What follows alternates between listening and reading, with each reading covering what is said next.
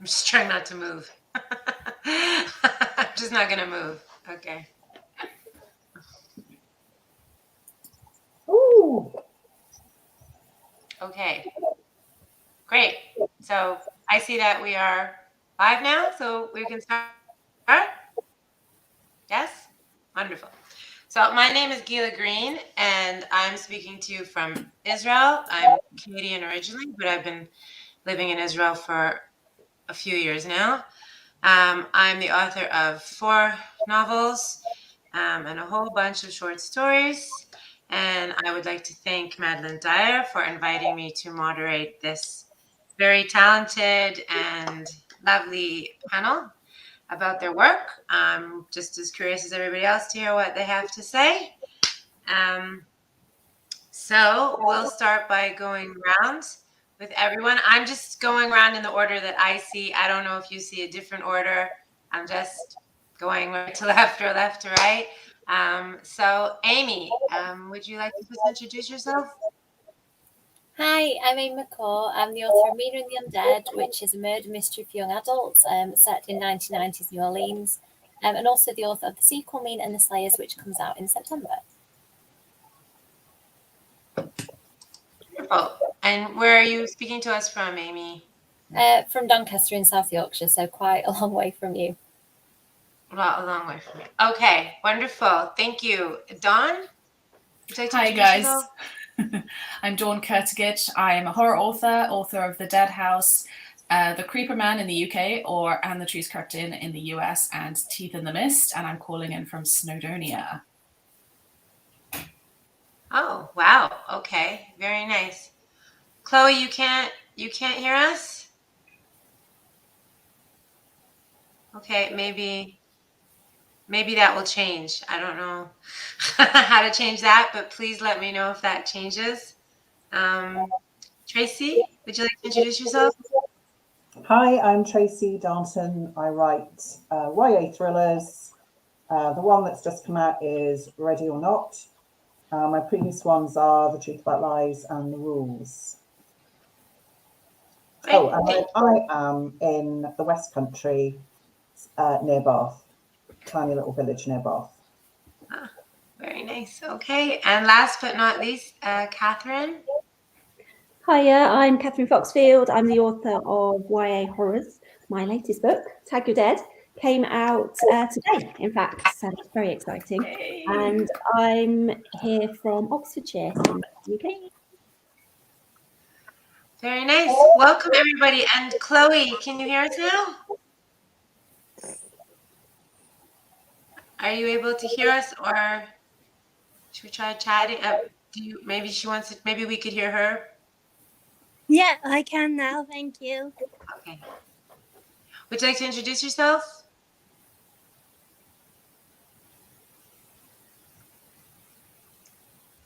Chloe, can you hear me? I can hear now, yes. Would you want to introduce yourself? Do you ladies hear me? Yeah. Yeah. Okay. So maybe I'll try last time. Chloe, do you hear me? Do you want to introduce yourself? Do you want to go ahead and introduce yourself? Yeah, you want me to? Okay. Yeah, okay. Well, I'm Chloe.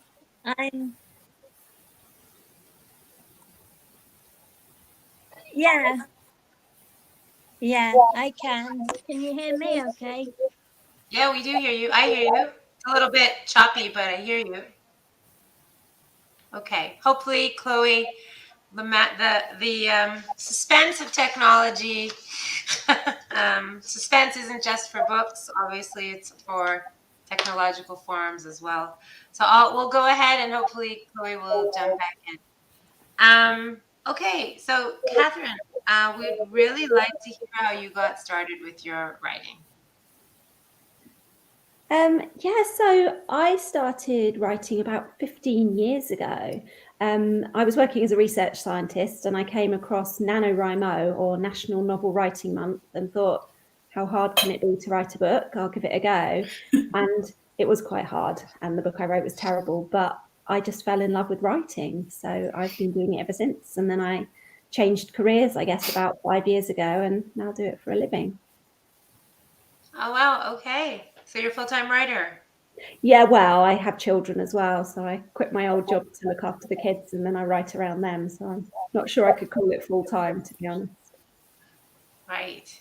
Okay. Thank you. Amy, how did you get started? So, like Kathryn, I've been doing it for a while. I think probably since my early 20s, I've been writing books, but it wasn't until I used to be a teacher. And when I stopped teaching, I felt like I'd suddenly got a bit more headspace and decided that I would try and get a book published. So I tried a couple of things. I got quite close to getting an agent, but it wasn't until I got into a program called Write Mentor, where I was mentored for the summer, and then at the end there was an agent showcase. And I think for me, having, like Kathryn with NaNoWriMo, something that really kickstarted me to say, yeah, at this end point, the book needs to be finished and it needs to be good. And from then things just moved quickly. I got an agent and we started polishing it, and then went out to mission a few months later. Wow. Okay. That's very inspiring. Dawn, how did you get started? Well, when I was about 12, my mum brought back this gorgeous leather-bound notebook for me from Boston. And I remember starting my first book in that in pencil because I still hadn't transitioned to writing with pen yet. It took me 5 years to write that novel, finished it when I was 17 and thought, oh, this is fabulous. I'm just going to keep going. Kind of did it as a lark. But then when I was 19, I thought, okay, I'm going to try this seriously. I'm going to go for it. A few hiccups later, some health things. And I had a finished novel ready to query. I did. And I got an agent. And yeah, that's how it happened. So it sounds like all of you dived in right with novels, straight with novels, which is interesting. Tracy, what about you? Well, I guess I started with a short story rather than a novel because I won the Stripes Bookseller YA Short Story Prize, and that got published in the I'll Be Home for Christmas anthology with lots of proper YA people. And that led to my relationship with that publisher. And yeah, now I've done 3 books with them. Great, very nice. Chloe, can you hear us now? Are you able to hear us now?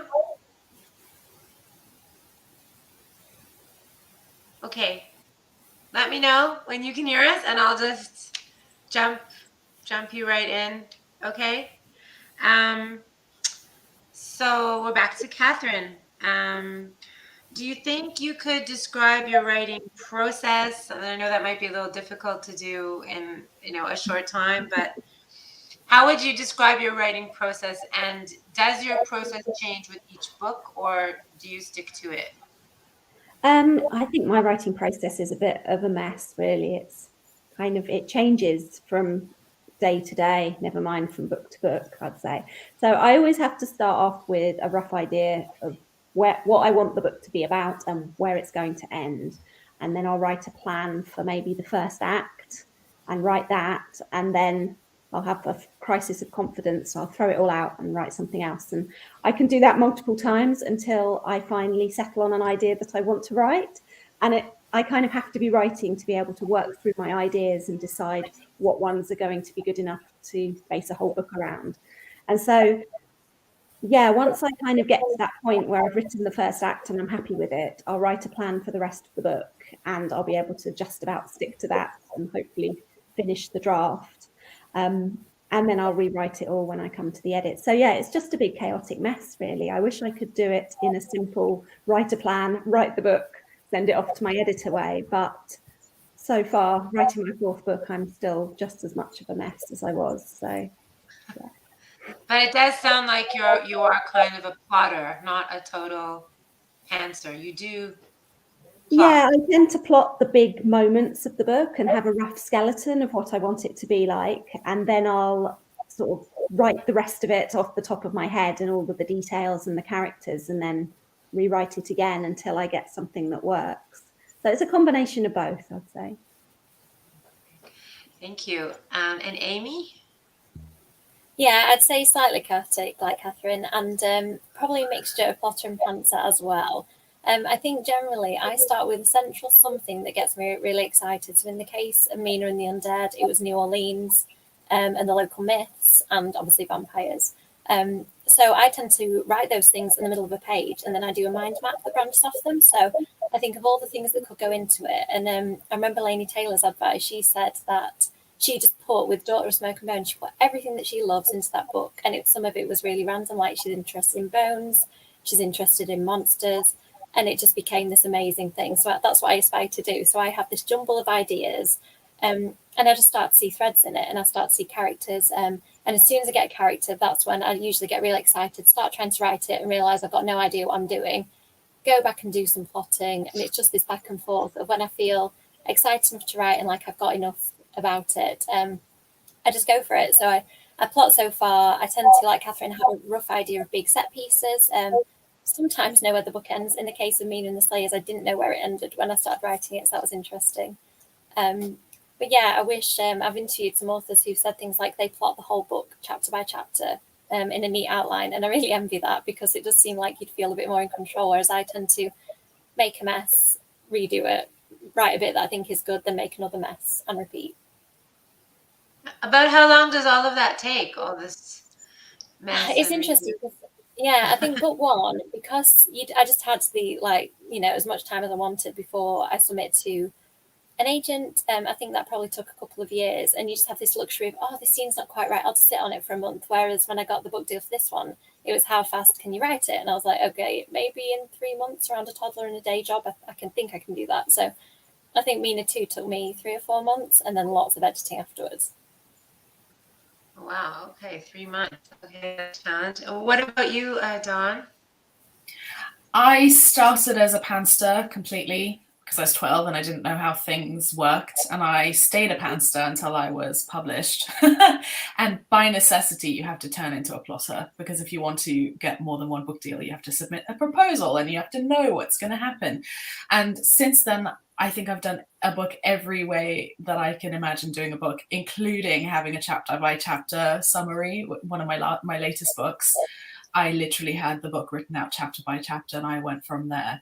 But honestly, I'm of the opinion that I'll do whatever it takes to get the book written. I've done sort of I was doing a book, Teeth in the Mist, and I had to figure out how it felt to be isolated in the Welsh mountains with no electricity. So I turned off the electricity and I sat there in the dark with my tiny candle, and I'm nyctophobic, and I was like, right, just like, don't panic, just take it in. What am I seeing? What am I feeling? Why am I afraid? It doesn't make sense.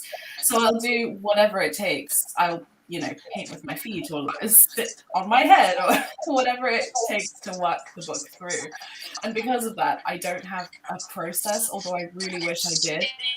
It's different for every book. So would you say, though, that one style was more effective than the other, or they've all in the end succeeded? I don't think I'll pantsed anymore. I love the freedom of it, but it just takes too long. And I find the first draft the most difficult process for me, so I want to get through it as quickly as possible. And I've learned that if I have a sort of rough guideline, even if it's just stepping stones, I can get through the first draft quickly and get to what I love, which is the edits and the craft of the novel. Right. Very good point. What about you, Tracy?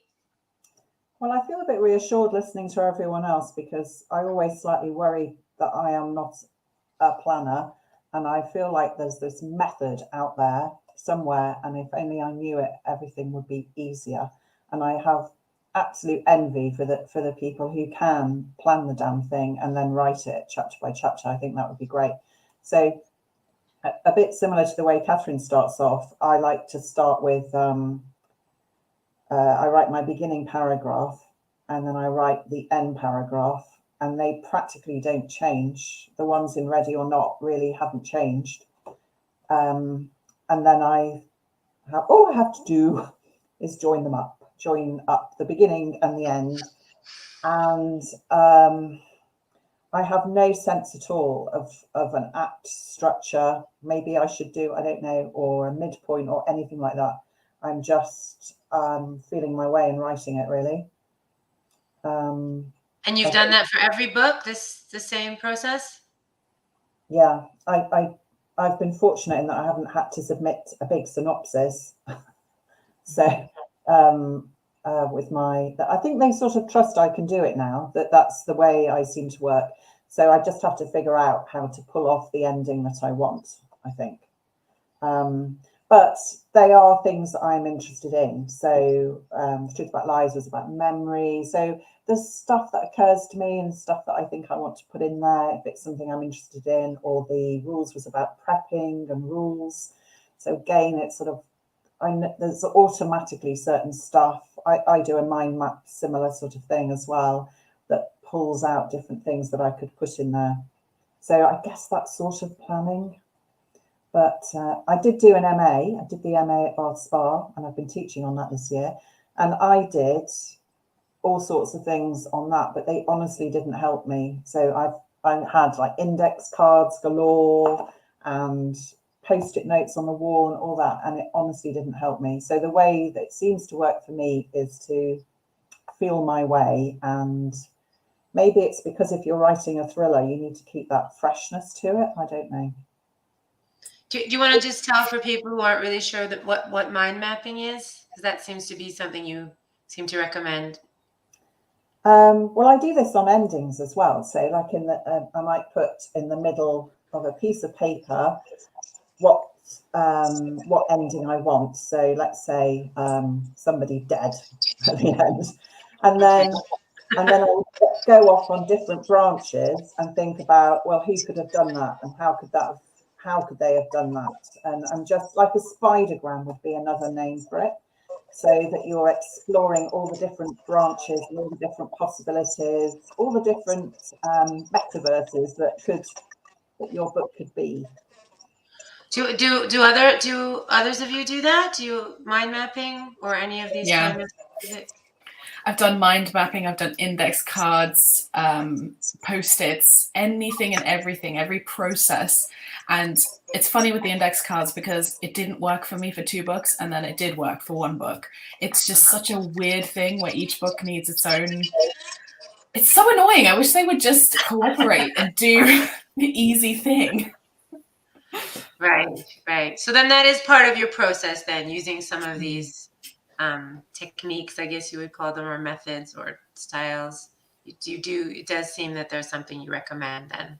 So that's good. I figured something out recently. So I write to emotion, and I never heard anyone talking about this.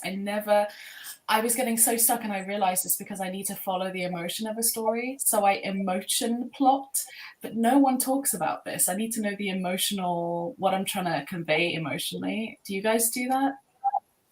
I do, about the ending, about the tone of the ending, about what you want to feel when they close the book at the end. And you're talking about the emotion of the reader, not the character. Well, they're kind of linked, I guess. So the tone of the book, like, is it happy ever after, romantic slushy? No, not in my case. But is it not with that mind map you suggested before? No. No. I think it's a really important exercise to think about the whole tone and emotional direction of your book. It's quite fun, and to think about the different ways you could. Well, for me, I'm big on endings. I really like the endings, and that helps me work my whole way through the book, thinking about heading for that target of the ending. That's great advice. Very, very useful. Did you want to add something to that? Yeah, I was just going to say that I think about tone a lot, and it tends to be something that I'm not great at in the first draft, and I can end up with some patches where, say, the creepiness drops or the kind of rising tension plateaus when it should be going in the other direction. And I think that at the editing stage, I tend to iron that out, and that's where beta readers are really useful, because they can really call you on it, or editors can say, this scene loses its pace, and you can start to reflect and do that yourself as well as you get more experienced. But I do think that it is really important, like Tracy said, it's sort of a consistency and a feel of a book. And I think it's nice for an author to know what you're getting. And I think when I pick up Kathryn's books or Dawn's or Tracy's, like, you go into that wanting that feel, don't you? And that kind of, like, I know Dawn's going to scare the absolute everything out of me. So you're welcome. I know. So I think that is something that takes a lot of craft and time. And if you can do it on a first draft, it's amazing. But I can't do that. That definitely comes a lot later for me in the process. I'm just obsessed with words. So I focus a lot on the tone and the rhythm of sentences, and I usually start with a sentence. So if I can get the first sentence right, I'm good. And the first thing I do when I pick up someone else's book, I look at the first sentence. I'm like, okay, cool. Is this something I'm going to vibe with? It's because it's a relationship at the end of the day that you're going to have with this creature. Wonderful. Let's just see if I was going to try Chloe again. I see she's gone in and out, but I'll try again. I saw she was sitting there. We'll try again. So we're going to move on to our next question. It's a kind of related, I don't know, you can tell me if you feel you've already answered it. The next question was, did you wish you did more or less planning? It seems to me that a lot of you feel you wish you could do even more planning, because that just makes everything easier. I feel like we've maybe answered it, but if you have something to add, whoever can just jump in. I think I do wish I did a bit more, but I also love those moments of kind of joy and realization where a scene just comes from nowhere or a character comes from nowhere. Like in Mina and the Slayers, this character sort of appeared in about my second draft, and I was like, oh, she's really interesting. I wonder if she can be more than a minor character. And I just kept pushing her and pushing her. And I wonder, I mean, I've never done the kind of rigid structure to know. I don't know how much that helps creativity. I feel like for me, I quite like it being a blank page in a lot of ways, because I feel like there's so much I can do with it. I don't know if I'd got it all set in my mind, maybe I wouldn't. I'm sure there are some like smaller moments of realization, but I'm not really fixated on this plot that I've plotted out, because there isn't one in some places. Right. So there's a place for spontaneity and there's a place for all preparation, right? Like many things.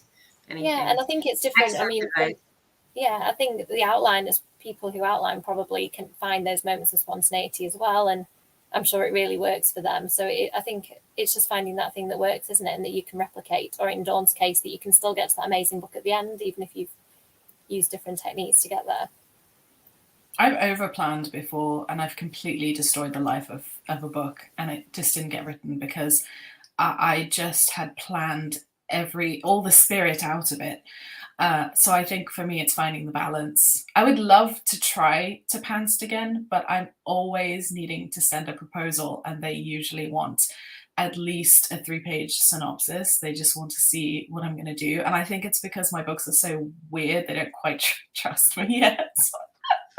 What is she going to do this time? Okay, fantastic. Let's move on to character. You've skimmed around it a little bit in some of your responses. Kathryn, please tell us, how do you go about creating your characters?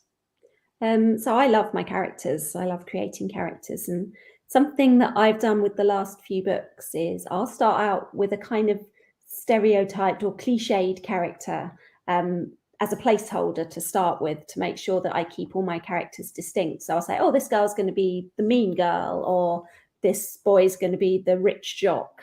And I'll start off writing the book with these characters sort of living up to their cliches. And as I write, I'll then start to think of ways to make them into real people. And by the end of the draft, hopefully you can't tell that it was originally just the pretty mean girl. But I find that by starting off with very fixed ideas of what the characters are, it helps me make sure that they're going to be different from each other. And then I can work out as I'm writing sort of more what the story needs the character to be. So, for example, I'll always try and make sure that my characters will hate something about each other to add a bit of conflict. So if you've got the really popular fun person, then I'm probably going to have another character who thinks he's too cool for popular stuff, so that I've got a bit of conflict where they can sort of butt heads as the story goes along. But like with all of my planning, it's a process, and I have to write things down to be able to work out what I want the characters to be like. So I'll try something, and then if that doesn't work, I'll try something new. And it's just layer upon layer until I end up with something that I like. And do you mix them a little bit with any real people, or do you try to keep everything? I've sort of taken sort of characteristics from people I've known in the past, but I mean, my characters in my books tend to change so much as I write, and I try to make sure everything has a point and it's only there for a reason. So I don't tend to leave little bits in that are just, oh, hey, that's that little characteristic from my sister or something. only leave it if it actually works with the book. All right, very good. Okay, and Amy? So I think what I did with Mina and the Undead, which is I think the most successful way I've come up with characters, is I came up with the setting first, and then I knew I want to try a murder mystery and that there'll be vampires. And I just sort of tried to think about who would be the most interesting person and the best person to be in this story. And that's where Mina came from. And I was thinking, well, what can she be called? Okay, I'm going to take a name from Dracula. Well, who gave her that name? It has to be somebody who's a vampire fan. So, and I feel like I asked myself lots of questions, and it just kind of cascaded with Mina. And then as Mina was coming, I thought, well, she can't just be perfectly happy in this world. Like Libby, like Kathryn said, she needs a sister or somebody to like rub her up the wrong way. And that's where Libby came into it. And I feel like it starts to snowball then, and I start to think I love romance in books. I know not everybody does, but I asked straight away. I was like, well, who can be her love interest? Does Libby need one? And I think as soon as I've got that central character that works well for the story, the others just start to come from there. And I love kind of thinking of different ways of how people talk. It normally comes at a later stage, but I love looking at dialogue and thinking, is there a certain expression or turn of phrase? Do people shape their speech in a certain way? I just, like Kathryn, I really, really enjoy making characters hopefully feel really real, and people either love or hate them. I think you've done your job as an author if you get that emotional response from a reader. Do you ever reuse a character in another book? Yeah, I mean, because I'm writing a trilogy, hopefully, I've written 2 books of it anyway. Obviously, there's been some continuation of characters, and some of them I killed off. The occasional one I regret killing off because they would have been useful in the next book. I have once reused a character that was in a previous vampire book that I wrote years and years ago, and then Twilight destroyed it because Twilight came out and nobody wanted vampire books.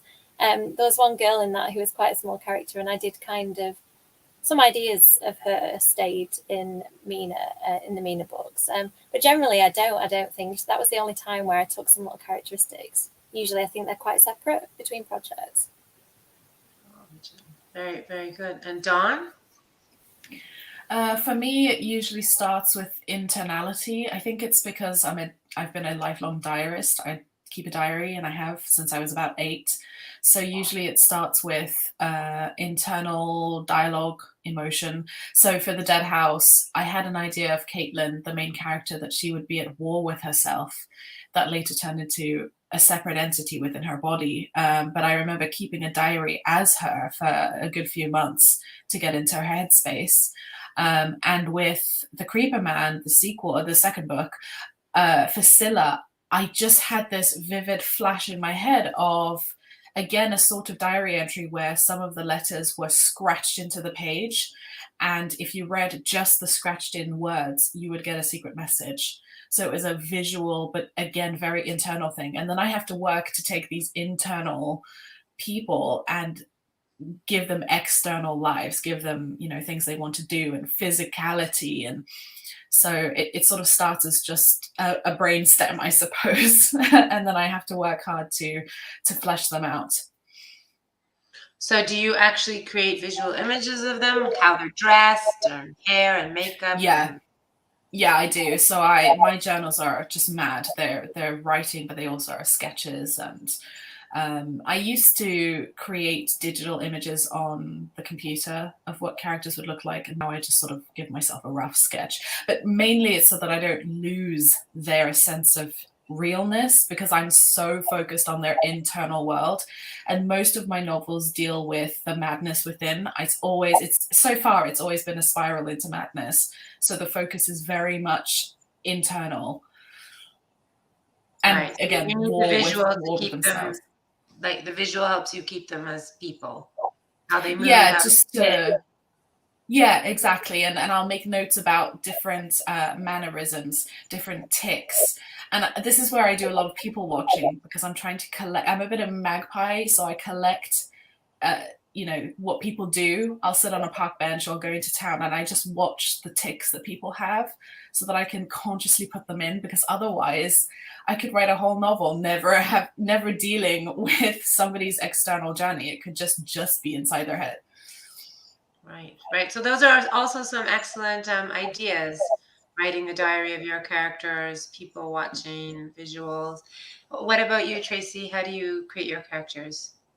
Well, it was interesting listening to Dawn because I tend to write in first person, and it's the psychological side on those main characters that really interests me, that makes me want to write the book, I guess.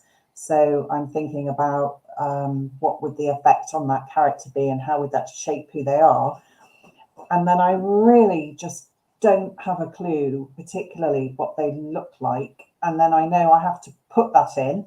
So it comes at a much later stage. And one thing I have found useful in the last couple of books is I don't like to have an image from, of a movie star or something. I don't like any of that, but I like an item of clothing.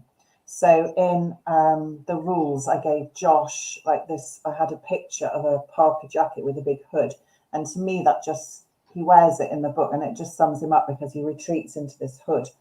And then in Ready or Not, there's stuff about swimsuits, which perhaps a reader wouldn't care about particularly, but for me, I have Millie in the like stretched, slightly thinning Speedo, smelling of chlorine, all-in-one swimsuit, and I have Kat in a white fishnetty, glimmery bikini with little rings and really expensive. And to me, that shows the two different personalities of the girls. So I'm not so sure about what they look like, but I need just a couple of those sort of physical items of clothing, I think, to help me. That's Well, so what about other interesting. characteristics, like how they talk or their voices, and how do you hear it in your head? Do you hear their different voices? Well, Or it's not I hear necessary. voices in my head. Yes, I do hear voices. But Their like actual physical voice. So in Ready or Not, it's interspersed with letters from the main character that she's writing in this notebook, which I guess is a bit like a diary. And when I started doing those, that was just for me to get to know what's going on in her head more. And then I quite liked them, and they became part of the book. So they're interspersed through the book. Yeah, I think it's a really good way. If you're writing in first person particularly, it's the real way to get inside their head, I think. Do all of you write in first person? It's watching. Do others of you write in first person? Oh, you're all writing in first person? I have my last 2 books, yeah. Oh, that's so interesting that all of you write in the same person. Wow, okay.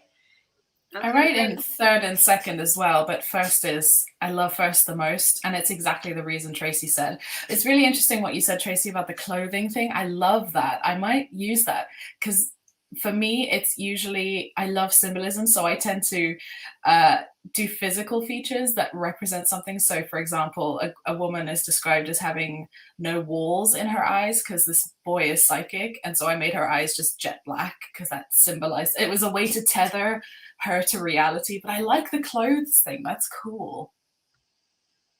Okay, great. I guess that's quite YA though, writing in first person. That's quite the young adult genre lends itself to first person as well. So it makes more sense to me now. I realize you're all writing in YA. What about, I think Tracy's already mentioned it a little bit, or maybe Dawn with turning off the lights, etc. Pacing, tension. How do you keep an eye on both of those things? You're trying to keep your plot moving, but then you have to remind yourself. I think even Amy mentioned maybe that's where beta readers come in as well. What other things would you have to add about how do you keep writing? The story has to keep moving, but you have to keep suspense and tension all the time. What are some other ways that is it something you only do after first draft, or what would you say about that, Kathryn? Yeah, so when I'm doing the first draft, I don't worry about it a huge amount. And then when I've got a draft down on paper, that's when I'll sort of go back and I'll write a detailed plan of what I've written, like a chapter by chapter breakdown, and sort of say to myself, what's the tension like in these scenes? Is it sort of building up? Have I spaced out the murders well enough so that I've got little breathers in between them, or is everyone dying in one chapter? And I'll kind of make a better plan at that point so that I can make sure that the tension is maintained throughout the book, and that I've thought about the pacing. And sometimes I'll move different bits around at that stage just to make sure that things are getting worse for the characters rather than better, because I don't want to have something really awful happen at the start of the book and then not be able to top it later on. So yeah, I said earlier, but most of my books are written during the editing process and the rewriting process. And I want to write books that surprise people and kind of shock people, I suppose. I don't want them to feel predictable. So I do a lot of thinking, how can I make this a little bit scarier, or how can I make this scene a little more tense? And I'll do all of that once I've got the first draft written down, because that's the hard bit for me. And do beta readers help you a lot with that as well, or it's your sense after the first draft? They used to, and I would love to have more time to have beta readers. But so I had a lot of time, obviously, to write my first book, and then my second one had to be written and handed in a year later, and then my third and my fourth. And so I'm doing one book a year, and it's sort of a treadmill, I suppose, that I have to trust that I know enough what I'm doing that I can do it without all the beta readers. But then I do have an editor who I love and who sort of gets my ideas and gets my stories. So with the help of my agent as well, they read the draft once I've got it into a stage where I can show it to other people, and then they give me a lot of help, and I end up doing a lot of big edits based on their feedback. But ideally, I'd take a bit more time to do it myself, but that's not how it works when you're being paid. Yeah. What about you, Amy? I do similar to Kathryn again. I get that draft done. It tends to be, I do a bit of editing as I go along, but generally it tends to be quite messy. And then I do a chapter outline. So that is when the actual kind of planning comes after I've written the book. And I leave a blank space by each chapter. So I used sheets of, I think they're A1 paper, really huge sheets of paper, fold in half, and the chapter outline goes on the left, and then the editorial notes go on the right. And I've tried different things. Quite often it's a bit haphazard, and I write, this scene's slow, this character needs to come in more. When I'm being organised about it, I track things often by colour. So, for example, one of my characters, Della, was a little bit quiet in book one, and I really loved her. And I was like, well, why is she quiet? She's an amazing character. She serves a really good purpose for the plot. So I tracked her through my outline to see when she went quiet, what could she do in that scene to further the plot. And it's just been really ruthless looking at scenes. And you might love a scene. I've cut some scenes that I absolutely love, just cut the whole thing out because they just don't serve the plot. I wrote this really great scene that hopefully I'll get to put into the third book if I get to write that one, which I won't talk too much about because it'll spoil it. But I loved it. I spent ages writing it, and I just had to cut the whole thing because it didn't serve this book. So I think a lot of the pacing, it comes at the cutting stage where you have to be ruthless with yourself. And that's where I think I'm more organised as well when I do start to track threads and check, have I got enough clues? Have I got so many clues that it's obvious? And just try to get that balance right. But with the pacing and the tension specifically, does that go back to the emotion thing? You're reading and you start to get bored in that spot, or you're reading. Yeah, I do. You don't care anymore. Are you going by like an emotional intuition? Yeah, I do to some extent. I always stop myself if I'm getting bored when I'm reading my own writing, and I think, well, why am I bored? Why am I hoping for the next scene? And think about that. But I tend to plot like Kathryn. I try to spread it out by spread out the plot points. So making sure that there is a nice build to that really satisfying kind of big scenes at the end. So I think there is hitting certain beats. Like Tracy, I don't do an act structure or anything like that, but I just know the beats I want to hit in a book and how I want it to escalate. And yeah, I think that pacing and tension, I'm really mindful of. Part of it's emotion, part of it's plot related, I think, for me. What about you, Dawn? Did you have something to add to that? Yeah, also, I prefer to do it in drafting. I don't like waiting till edits to deal with pacing.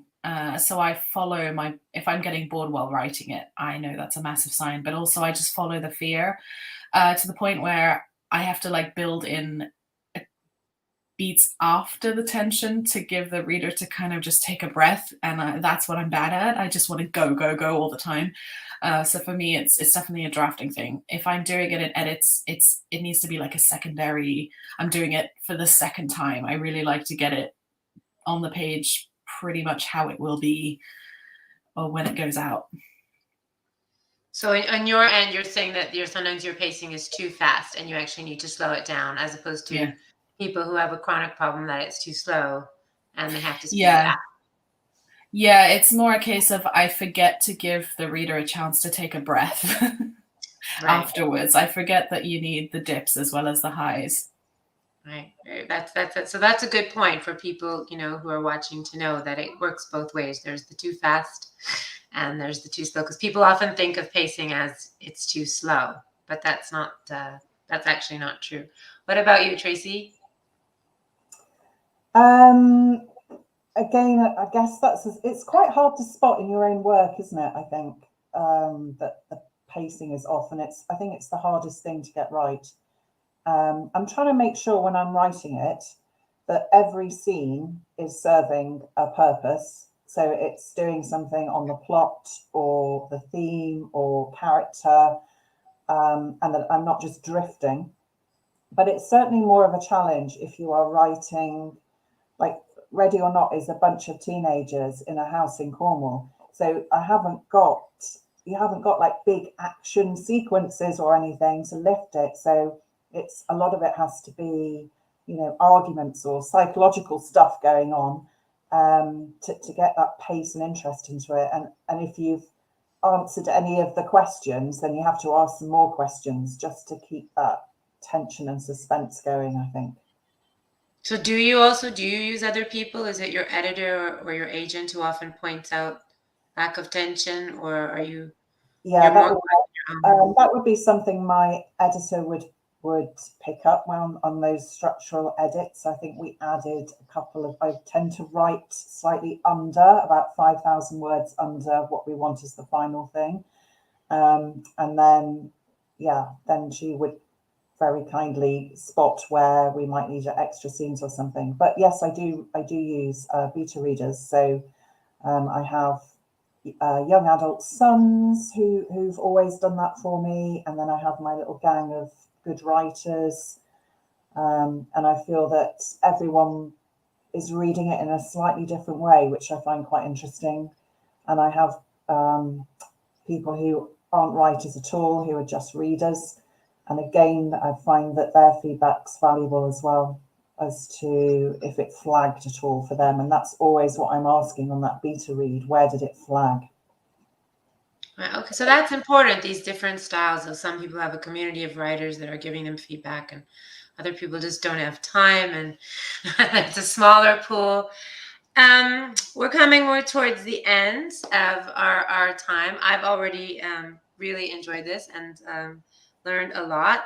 So we cannot possibly go anywhere without advice for new writers. Everybody loves that question. People are always hoping to glean something from published writers with that question. So we'll go the other way. Tracy, advice for new writers. Well, I am very old, and I didn't come back to writing until I was old.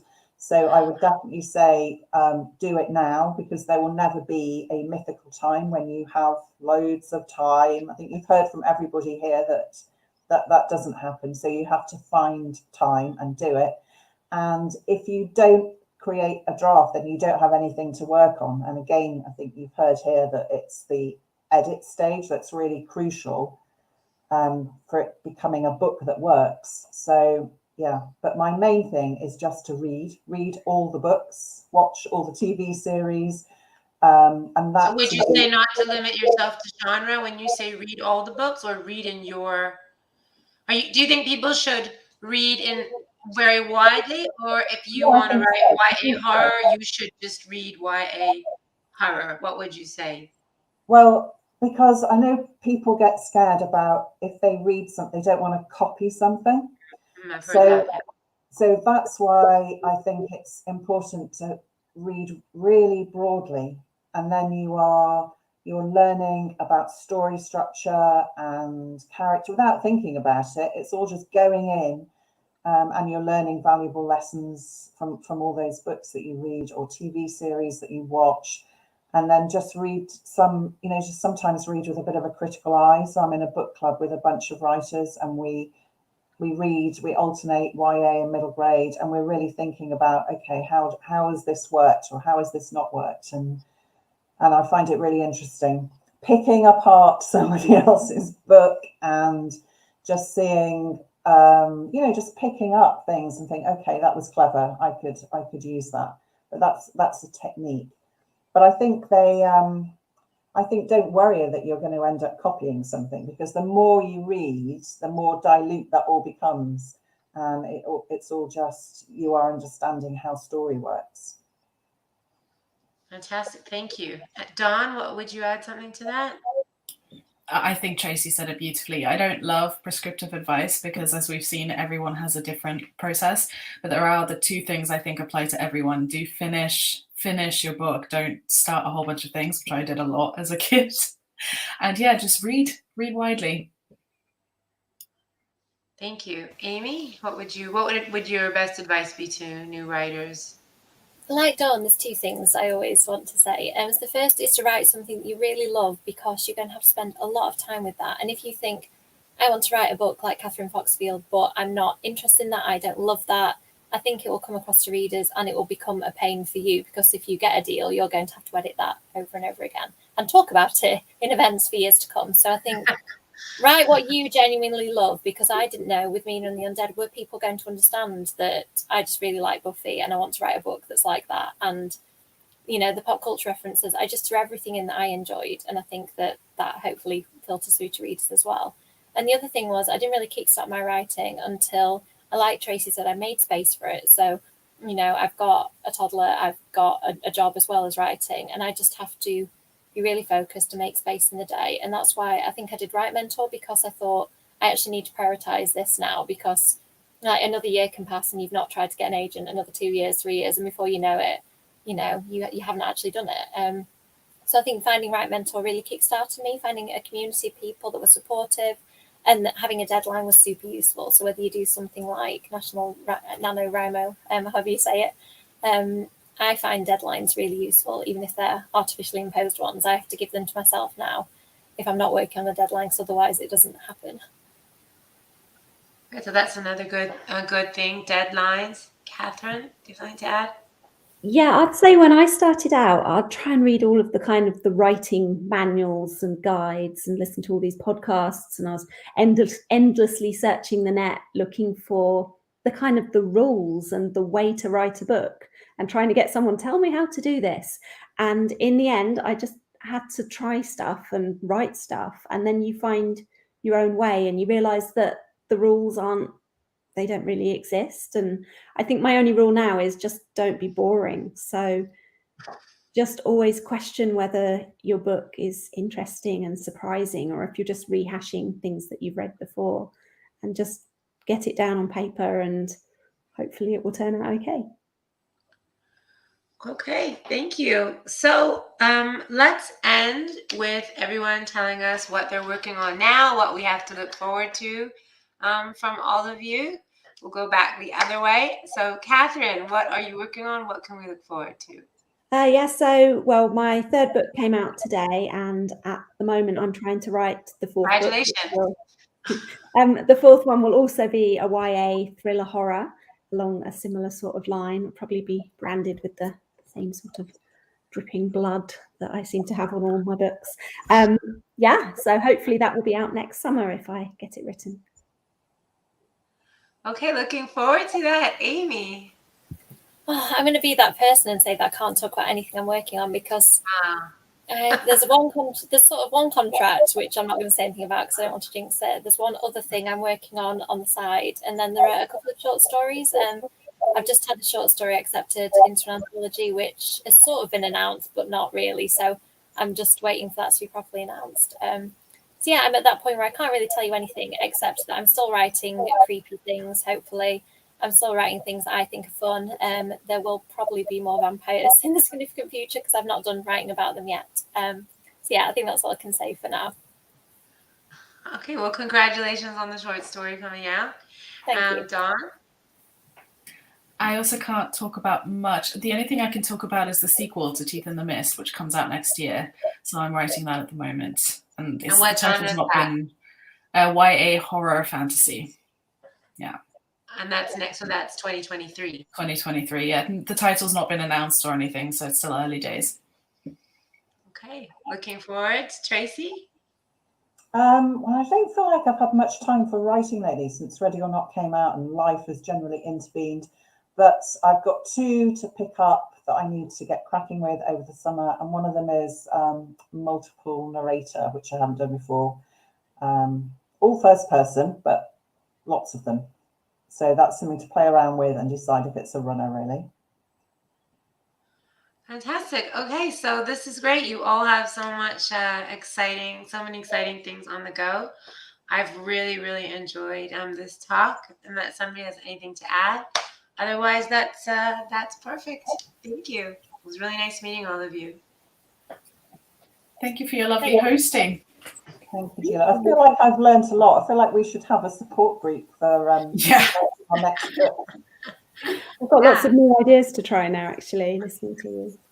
Yeah. Yes, I like the book idea, the book club idea. That's cool. Where you break down books and you read them. That's actually intriguing. Yeah, should we do that, Dawn? Let's make that Yeah. Yes, please. It's not one of our books that gets pulled apart. We'll just make ours. Ours are off limits, but yeah, we do it. What happens in that club? Do you disagree a lot, or is everyone pretty much often, or are there these really interesting debates like, no, that's not what's going on, she did it for this reason? Is it like... We have really good debates. I find it really interesting because we're all writers coming at it from slightly different angles. We don't really reveal what we think about the books because we know how much work has gone into those books. But we do vote at the end, so we give them all like a score, and then I have a little book, and then we've got something to measure about which is our favourite one of the year for all of us and that sort of thing. So you just That's vote literally on terrifying. Yeah. So you don't want your book in their club. I'm scared. Yeah. We're quite ruthless, but we have learned so much from looking at these books. Yeah, and sometimes I'll get 10 out of 10, and then sometimes someone will go, "Oh, I'm not so sure about this one." So yeah. And how do you choose the book? Ones that various people in the group want to read, and we stick to alternating middle grade and YA. But you try to vary the authors, or you concentrate, like, it's very random, or there's a certain type of... They're all recent, so things that have just come out. Okay, so the new books. Yeah. Okay, definitely a great idea. It sounds like a lot of fun. If you want to have some Zoom participants, maybe we can Zoom in and learn some more. Okay, It was thank you. something we started in lockdown, and we've carried on. Okay, that's also an interesting. So the benefit, some of the, at least a few pluses of the of lockdown, right? Very nice. Okay, thank you very much. It was nice to meet you guys. I hope we can do it again. Thank you to Madeline.